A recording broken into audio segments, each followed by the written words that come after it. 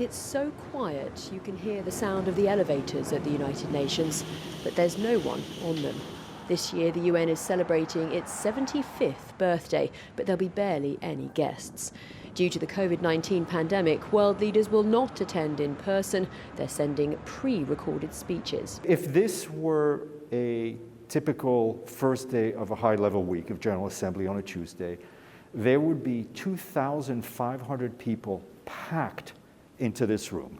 This year, you'll have a bit over 200 people in this room. You get an electricity, a magic of having all these heads of states, heads of governments in one room, and you won't have that. The mics are being protected, everything will be cleaned. We're almost alone in this empty hall, except strangely for the noise of a young child crying, but I don't know what that's about. 2 years ago in this very hall, it wasn't screams but laughter that could be heard from delegates as Donald Trump, the US president, gave his address.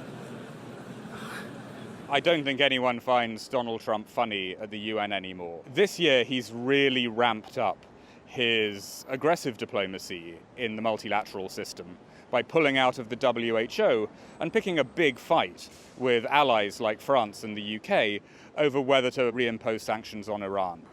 A global pandemic, a climate crisis, and rising tensions between world powers. Diplomacy is needed more than ever, but it depends largely on human contact, and that will be lacking this year.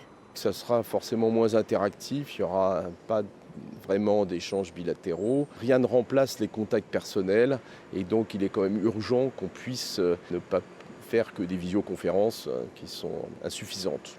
The UN Secretary General's motto of the moment is recover better. He heads down the sanitized corridors of the UN, the weight of the world on his shoulders.